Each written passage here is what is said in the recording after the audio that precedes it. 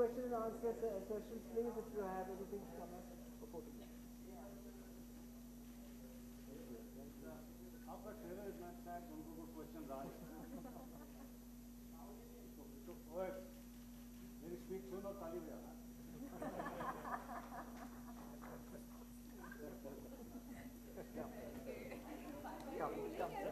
सवाल है कि बॉलीवुड बहुत बड़ी इंडस्ट्री है, इसमें आपने कितने लोगों के चेहरे बदलते हुए देखे हैं? चेहरे पे चेहरा लगा होता है ऐसा? वो तो सबके ही लगा होता है। वो तो आपके भी लगा होगा। मतलब मैं तो ऐसे ही कह रही हूँ कि जिंदगी में भी लोग मिलेंगे जहाँ पे चेहरे लगे होते हैं। सो ऐसा तो होता नहीं है कि सिर्फ बॉलीवुड में, बट सर शायद कुछ कहना चाहेंगे, वो ज़्यादा एक्सपीरियंस्ड है हमसे। ये मिसकंसेप्शन है कि बॉलीवुड में चेहरे पे चेहरे लगे हैं, और वो आपका जो क्या कहते हैं उसके पीछे डीपर मीनिंग है, नेगेटिव मीनिंग है कि यानी कि लोग चेहरे बदल लेते हैं। मेरा करीब 30 साल का जो तजुर्बा है, ऐसा बिल्कुल नहीं है। जो आपके मित्र होते हैं, जिनसे आपकी दिल से दोस्ती होती है, वो दोस्त ही रहते हैं।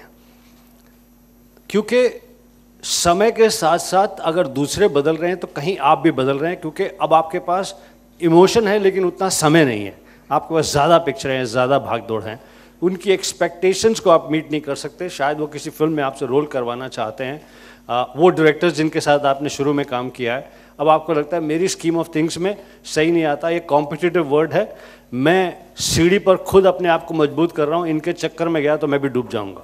तो अगर आप उसके पीछे भावना को समझें, कोई चेहरा नहीं है। Some of the most fantastic wonderful people are part of Indian film industry, Bollywood. I truly mean it. मेरा कोई नेगेटिव तजुर्बा किसी के साथ नहीं है। अगर कॉमर्स की वजह से, आपकी प्रेजेंट पोजीशन की वजह से कोई आपको उस प्रकार से नहीं यूटिलाइज करता फिल्म में, अगर आप कलाकार हैं, राइटर हैं, डायरेक्टर हैं या प्रोड्यूसर हैं, तो उसके पीछे का आप रीज़न समझिए। अब जैसे जैकी श्रॉफ और मनीषा कोइराला, मनीषा से मेरी पहली मुलाकात सौदागर फिल्म के दौरान हुई थी। सौदागर फिल्म के आउटडोर पर, महाबलेश्वर के आगे शूटिंग थी, कहीं पर मैं जा रहा था। मैं सक्सेसफुल स्टार था, राम लखन, बैडमैन आप देख चुके थे उससे पहले। तो मुझे प्रोड्यूसर अशोक घई जी का फ़ोन आया कि हमारी फिल्म की हीरोइन को भी आप अपने साथ ले जाइए अपनी गाड़ी में। तो आई सेड विद प्लेजर। तो मनीषा और मैं पहली बार हमारी मुलाकात हुई यहाँ पर बम्बई में, और हम साथ साथ महाबलेश्वर गए सौदागर की शूटिंग में। नई नई लड़की फिल्मों में काम करने के लिए आई थी। वो दोस्ती आज भी वैसी है, उससे ज़्यादा बेहतर है। जैकी श्रॉफ उसकी फर्स्ट फिल्म से मेरा दोस्त है, आज भी वैसा है। तो मेरा नहीं ख्याल कि कोई इस प्रकार के चेहरे, नेगेटिव चेहरे लगे हैं लोगों पर। दिव्या, आप क्या कहना चाहेंगी इस पर? जी, मैं कहना चाहूँगी कि बिकॉज हम बॉलीवुड के हैं, एक्टिंग करना हमारा प्रोफेशन है, सो ऐसा लगता है कि सबने मुखौटे ओढ़े हुए हैं, लेकिन असल ज़िंदगी में मुझे लगता है हर कोई एक जो आप खुद फील करते हैं आप वो होते हैं, और एक जो आप लोगों से बातचीत करते हैं, जो आपका एक्सप्रेशन होता है, वो आप कहीं ना कहीं थोड़ा सा डिप्लोमेटिक कर देते हैं या थोड़ा डाइल्यूट कर देते हैं। But I think we all are very sensible somewhere, we know कि आप क्या कहना चाहते हैं, लेकिन आप वर्ड्स में उसे घुमा देते हैं। लेकिन वो दुनियादारी है मुझे लगता है। लेकिन फिर भी कुछ लोग ऐसे होते हैं जो आपके दोस्त हैं, जैसा गुलशन जी ने कहा कि वो आपके तमाम उम्र दोस्त रहते हैं। सो उनके साथ वो मुखौटे, मुझे लगता है चाहे आपके बचपन के दोस्त हों, चाहे बहुत पहले से आपके दोस्त हों, सो या नए जो दोस्त बने जिनसे आपकी बहुत बन जाए, जिनके साथ आपको लगे कि मुझे कोई जज नहीं कर रहा है, सो ऑब्वियसली वो मुखौटे, वो चेहरे फिर नहीं रहते। And I don't think this is the case with just the industry, it is the case with each and every one. Film इतने साल से रुकी हुई थी, सो एक एक्टर जब फिल्म करता है तो एक अलग बात, उसकी जो फिल्म को लेकर एक्सपेक्टेशन होती है वो अलग होती है। लेकिन इतने समय बाद अब रिलीज़ हो रही है, लेकिन फिर भी आप सब एक साथ आके इस फिल्म के लिए खड़े हैं, क्या कहना चाहेंगे इसके लिए?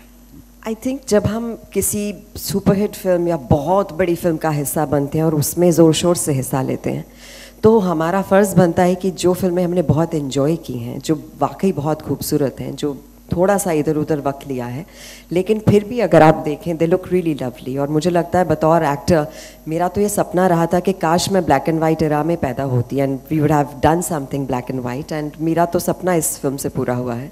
सो I think it is our duty to be and I think it's great to be a part of this film, so proud of it, everyone's looking wonderful, and I think it's great that we all have come together to give our entire support to the film. Rishita, आप और गुलशन जी क्या कहना चाहेंगे? Sorry, film इतने समय के बाद release हुई है, so actually best part of this film is कि एक पीरियड फिल्म है, एक समय के बारे में है, तो वक्त बदल जाता है, लेकिन हम जब कोई पीरियड फिल्म की बात करते तो कोई इट्स इररिलेटिव। तो ये है कि मैंने जब प्रोमो देखा, फ्रैंकली मैं खुद सोच रही थी Rohit and me are like very dear friends and I adore him and respect him allot.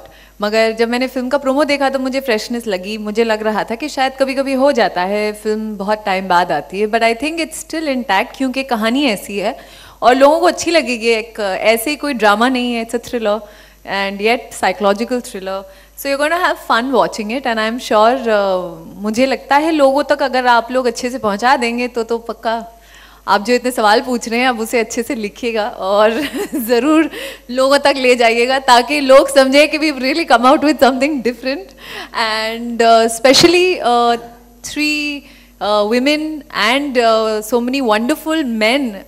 Frankly, ये तो कहानी ऐसे लगता है that it's about 3 women, but it's not so. It's about every small character in the film. And I think आप जब film देखेंगे आप definitely कहेंगे it's worth one time watch for sure and even more.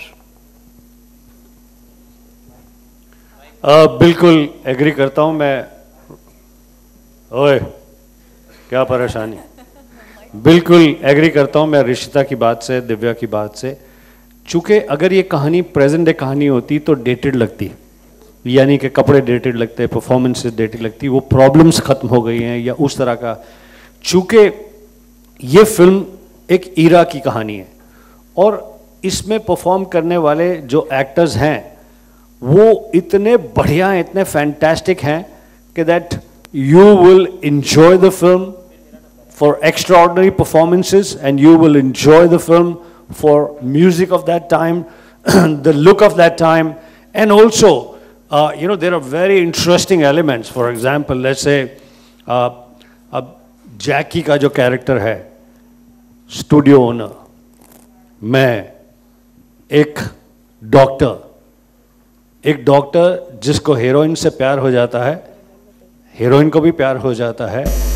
अब इस कहानी में बहुत सारी कहानियां हैं, तो ऐसी बहुत इंटरेस्टिंग चीज़ें, ऑल ऑफ अस इनफैक्ट जब हमें ये फिल्म मिली तो हमने बहुत अपने अपने लेवल पर भी रिसर्च की कि दैट उस समय जब हम फिल्मों में नहीं थे, जबकि ये कहानी है, क्या ऐसा इंटरेस्टिंग एलिमेंट है जो हम अपने पर्सनैलिटी, पर्सोना, लुक में ला सकें, along with director of photography, producer, costume designer, art director, हमारे अरे कहाँ बिजौन दा कहाँ है, बिजौन दास गुप्ता इस फिल्म के आर्ट डायरेक्टर, तो बिजौन दा, ये सब तो लाएंगे हम अपनी परफॉर्मेंस में कैसे ला सकते हैं, तो फिल्म बिल्कुल भी डेटेड नहीं लगेगी। फिल्म इनफैक्ट आप देखो ना कितना लग रहा है, जैकी श्रॉफ हैंडसम, डैशिंग, कितनी सुंदर लग रही है मनीषा।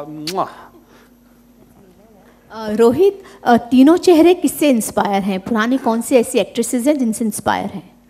अब ये तो मालूम नहीं किनसे inspire, but beauty is always lies in beholders eyes.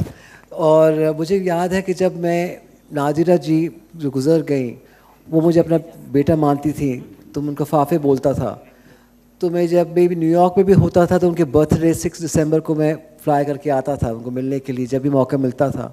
तो वहाँ पे मैं उनको देखता था, मैं all this actresses of that period, not silent era की, निरूपा रॉय जी आती थी, शकीला, बेगम पारा, तो ये सब आके बैठ जाते थे। This we have this wonderful session, कहते हमारे ज़माने में तो ये होता है, हमारे ज़माने में वो होता था। वो खूबसूरती से, वो अंदाज से वो बात करते थे। उससे इंस्पायर होकर मैंने ये कहानी लिखी। और ये कहानी लिखने के बाद, बिकॉज मैं I am great fan of Agatha Christie, Ngaio Marsh thrillers, जो होती है कहानी साइकोलॉजिकल थ्रिलर्स, उस जिसमें हर इंसान की एक तरीके की बोल बाल हो, पर शायद उसकी इंटरेस्ट कुछ और हो, हर इंसान अपनी छुपी हुई बातें कई बार सारी ज़िंदगी नहीं बोलता है।